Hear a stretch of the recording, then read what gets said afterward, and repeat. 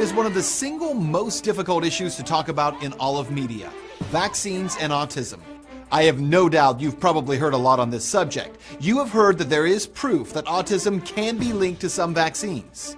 We have a whistleblower who has gone to Congress and said, please subpoena me, please get me under subpoena so I can tell the truth. And you've also heard that there has never been a single bit of proof that autism is caused by vaccines. It's less science and more speculation. But what is the truth? The truth about autism, vaccines, and the CDC?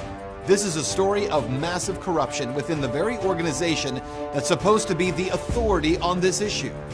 CDC needs to bring forth the individuals that lied. You watch this story and I promise you will never see this issue the same way again, because the first step toward truth is to be informed.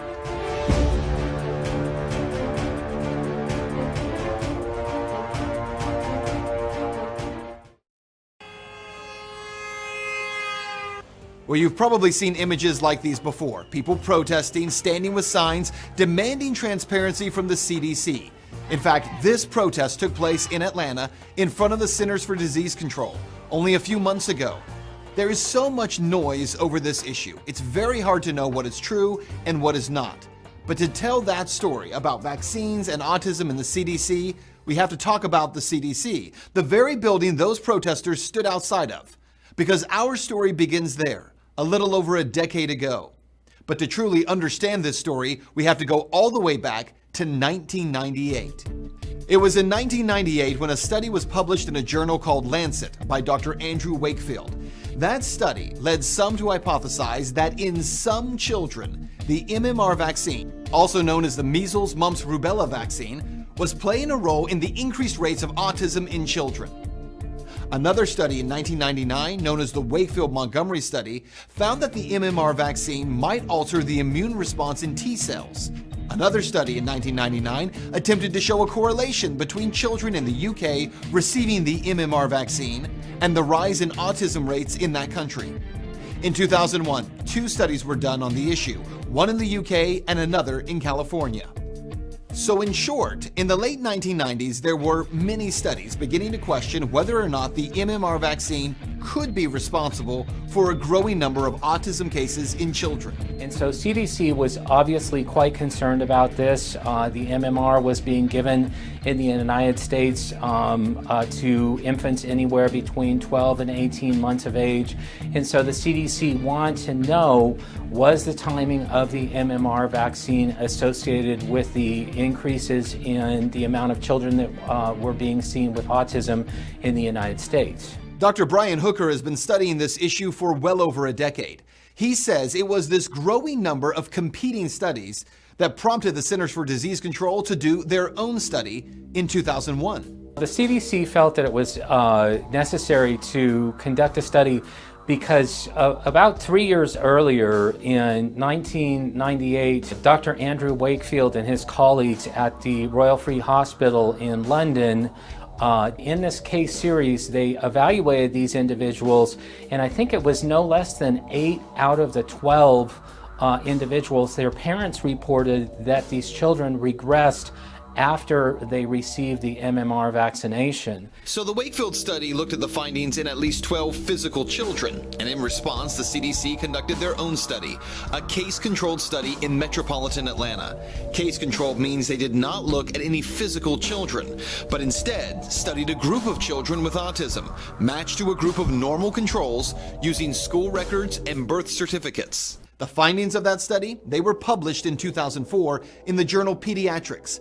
That study looked at different age groups, children vaccinated by 18 months, 24 months, and 36 months. The findings reveal that vaccination between 24 and 36 months was slightly more common among children with autism, and that association was strongest among children 3 to 5 years of age. The authors reported this finding was most likely a result of immunization requirements for preschool education program attendance in children with autism. In short, the finding of the CDC study was that there really was no greater correlation for young children who were given the measles, mumps, rubella vaccine and the rest of the population with autism. And for many people, that settled the debate. That was until 2014, when one of the authors and the scientists of that CDC study hired a whistleblower lawyer and then released to Congress thousands of pages of documents, charts, tables, PowerPoints, evidence that what the CDC published in that journal, Pediatrics, was a heavily manipulated version of what they had actually found during the course of their study. A few months ago, I was given copies of those documents, and what I will now share with you is a story of massive corruption within the CDC and an attempt to change research, protocols, and ultimately hide their own findings. What I'm sharing with you is not theory. This is a documented case of massive corruption. Now, what is found in these documents really comes down to two big deceptions. The CDC team, which was led by Thompson, did find correlations between the MMR vaccine and autism in two particular groups. One group, children with what is called isolated autism. Isolated means that these children have only autism and no other conditions, such as cerebral palsy, mental retardation, vision or hearing impairment, or epilepsy. Just isolated autism. The numbers were elevated in children who received the MMR vaccine before 36 months of age. The second group were specific to race. In this case, it was African American male children who were given the MMR vaccine before they were 36 months of age. Now let's look at the documents leaked by Dr. Thompson. October 15th of 2001, Thompson, who is studying the possible correlation between MMR and autism, he runs race analysis for the first time, running matched and unmatched analyses for whites and blacks. He writes, quote, "I would only do this if I had found statistically significant effects by race." On October 31st, the study's co-authors discuss results for the first time. Quote, "On November 2nd, I wrote in my notebook to run analyses for whites and blacks for the early vaccinated and late vaccinated subjects. These analyses were run for the total sample. I would have only run those types of analyses if we had been attempting to explore why we had found significant race effects." End quote. November 6th through the 8th, Dr. Thompson continues working on the race effect. Quote, "I have written notes instructing myself to run 4 group analyses and black analyses. Again, I would only have been doing this if we had found concerning results for blacks. I continue to write that the black-white comparisons need to be continued." End quote. By December 19th of 2001, Thompson reportedly gets his first results showing strong and significant results for isolated cases. Now, what is so significant in these documents is that Thompson is now seeing that in African American males under the age of 36 months who were given the MMR vaccine, that there are increased risks of autism. And also that in those cases where children have isolated autism, there is an even higher correlation between autism and those children receiving the MMR vaccine. Something that should have been made public and without question needs to be studied more. By February, the study's co-authors make a decision, but that decision is not to make that information public. Instead, on February 13th, 2002, race results are removed from the spreadsheets. And then by April 17th, the isolated term is no longer even used as a descriptor, and is replaced with the term comorbid. May 22nd, 2002, Thompson writes this, quote, "All co-authors met and discussed analysis of the 24-month threshold for the total sample." He writes, quote, "We did this because there were many statistically significant effects at the 24-month threshold." And they were significant. In order to understand these documents, I pulled together a team of doctors, authors, journalists who have studied this issue for some time. In addition, I have cross-referenced their findings with an independent study of the documents by Dr. Brian Hooker.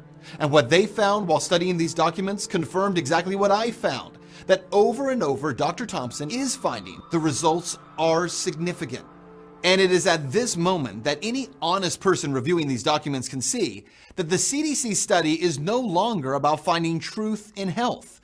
Instead, it's about manipulating an outcome. Again, the children tested in the non-birth certificate sample, it turns out, had a statistically large outcome. But according to these documents, the co-authors of the study, they decide to hide what they now see as fact. There is also another issue at play here. When the CDC team of scientists started this process, they committed to a set of protocols in order to ensure that their findings would be sound. The CDC, in this instance, wanted to set a very clear protocol.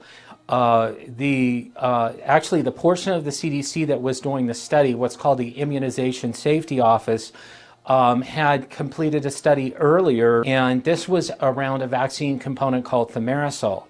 And in that particular instance, the CDC did not like the results that they obtained using the original study protocol, and so they shifted and changed the protocol about 5 different times, really no less than 5 different times over the course of that study. So when Dr. Thompson, who was the lead statistician of this study, saw how much flack the CDC was getting on this prior study on thimerosal, then he decided he wanted a set protocol, he wanted it established, and he did not want to break protocol. So at the beginning of this CDC study, Thompson and the other scientists decided to set very clear protocols. But as the process went on, and as these scientists began to get results they didn't like, the documents show they began changing their process to fit the outcome they wanted. Well, the scientists actually began violating their protocols about 2 months after the original protocol was set.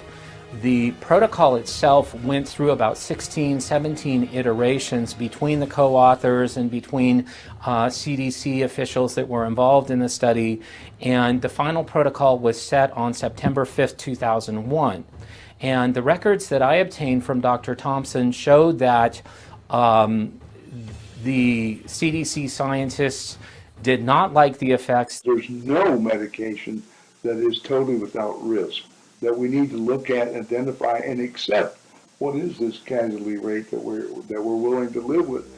Now, I reached out to the CDC requesting an interview on this subject. The response I received from a CDC spokesperson, quote, "The CDC takes seriously concerns raised about the scientific work undertaken by the agency and is looking into these concerns. However, CDC has nothing further to share at this time," end quote.